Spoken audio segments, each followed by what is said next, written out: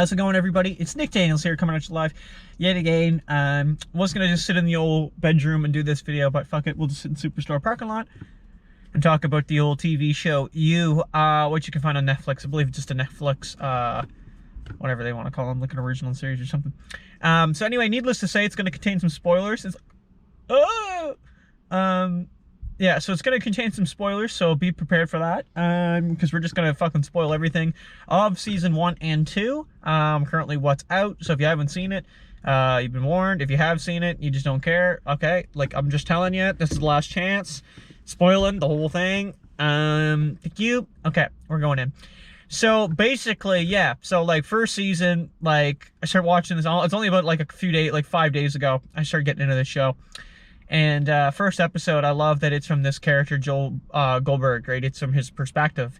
So Joe, it's like all, it seems to be all narrated from him, right? Like, oh, hey, like this cute girl comes in and, you know, he kind of wants to smack that. And I was like, I get that, right? I was like, okay, like, you know, she's kind of cute. All right.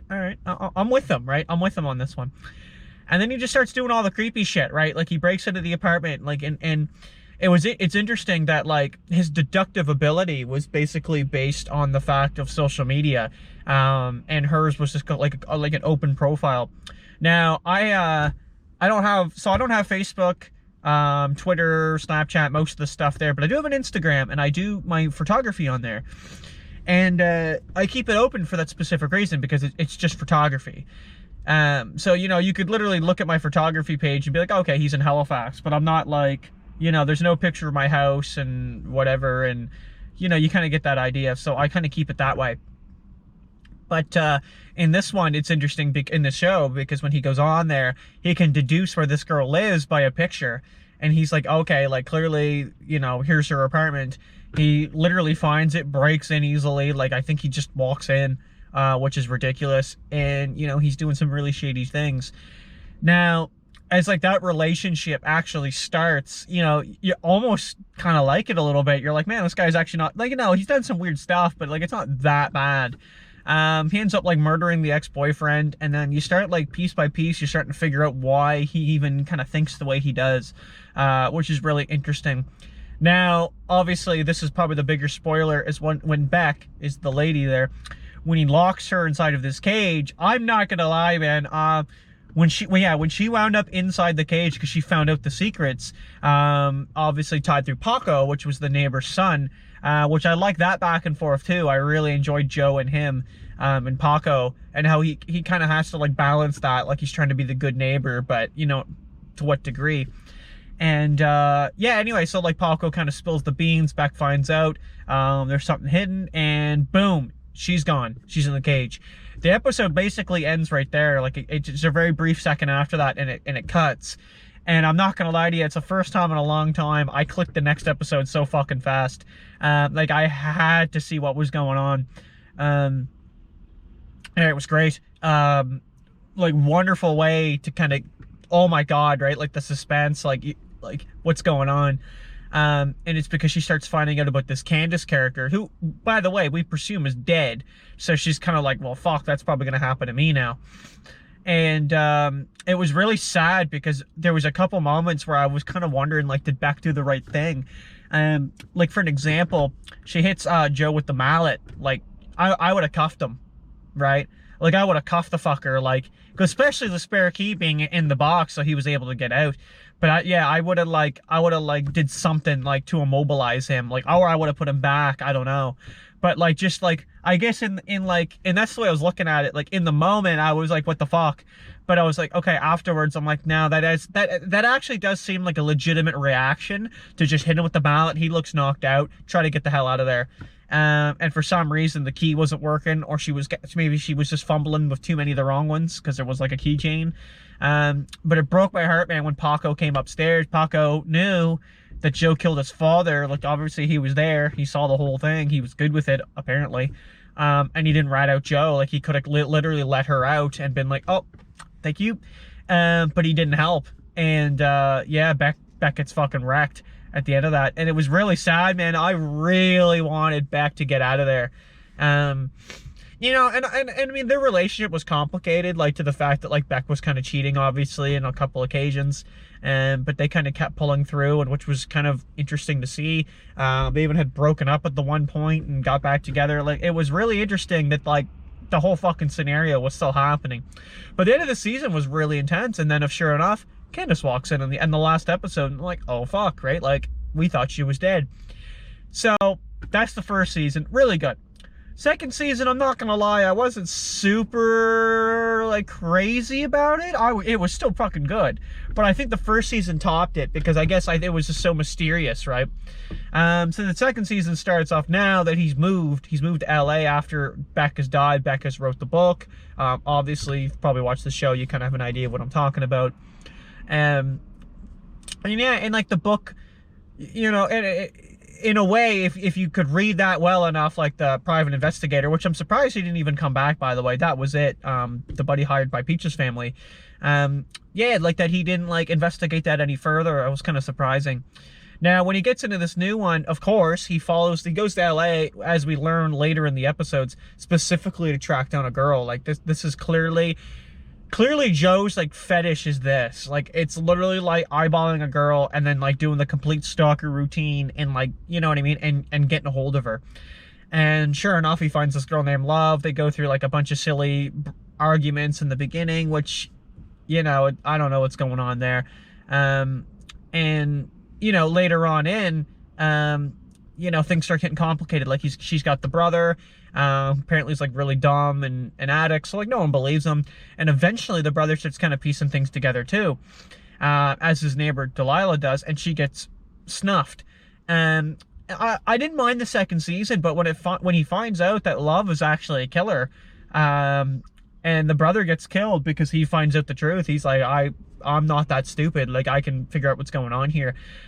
It was still a pretty epic moment, but like I was kind of surprised. I'm like, I don't know where they're gonna go now. Like, now he's got a kid coming, he's got the girl that is a killer, so like, and they're still together at the end of it, like they're a team. Candace dies. I did not see that coming. I was kind of pissed, actually. I really thought Candace would do more. Like, even called the police when the box, like he was in the thing with the box, not just call Love. Like, that'd be the one mistake I think that character made. I think it was designed to her character. Like, she's supposed to be like cocky in that sense. Like, I got him. I would not underestimate him. Like, you know, and the fact that Love like took out Candace and was like, hey, like I'm the normal one here, and Joe was even like, what the hell, man? I don't know. That was really interesting. Because I think Joe's motive of killing people, or like he let Will go, like he locks people in the box, and he gives them a chance, just like he was given. And I think that's kind of what it is. I don't think he necessarily wants to kill people, but when Love is killing them, you know, like blatantly like that, like I think it almost kind of like takes him a little bit like, wow, like he easily could have actually killed Candace, like actually finished the job. And yeah, and he was just like, he never did it. He even had the knife in her yurt, never bothered. Now obviously it's in the yurt, I mean it would be kind of discoverable, but it's just the point that he's had some opportunity and he's never followed up on it. And also another point too, just to make it clear, back in the first season, his other girlfriend there, I forget her name, Karen Minty, I believe it was. She's the one that even puts the egg in the ear of Beck, and he's like, hey, like kind of figure it out. And people are just kind of piecing things together here, like, you know, it's like, okay, like, you know, you got the famous comedian that dies, Delilah's kind of piecing it together, like, how do you know about the photos that were on the doors, like, you know, and it's just little things like that, little clues. But I wish like some of the characters would just do a little bit more. Like when she's like, call me ASAP, it should just be like, come to this address. You know what I mean? When Delilah was texting, and I knew Joe was gonna walk in there when Delilah was looking at the cage, like that was a no-brainer. But yeah, there's just a couple scenes I just wish something would have happened a little differently. But beautifully done. And the end of the second season, the fact that Joe looks to the people on the fence and he's like, hello neighbor, I was kind of wondering if that was like, obviously they didn't say, but I was wondering if that was premeditated. He moved there specifically because he knew there was like a hot chick that was living next door. I just find it funny that like all these girls just fall in love with him. I don't really know what they see in Joe, to be honest. Yeah, but I mean, I guess Love kind of sees it because, like, obviously Love, you know, she's kind of a psychopath and a murderer. So I guess she just kind of falls in love with one and the same.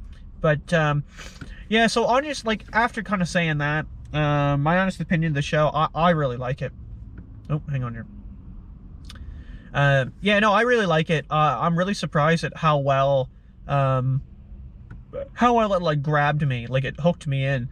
Very quickly. Like, first episode, I was like, yeah, this is pretty interesting. And like I said, there's some modern day stuff in there too. Like, it's not like this weird futuristic setting. Like, it's like today. Like, they're talking about Tinder on the phone. And they make references to shows and movies you would know, which is kind of funny.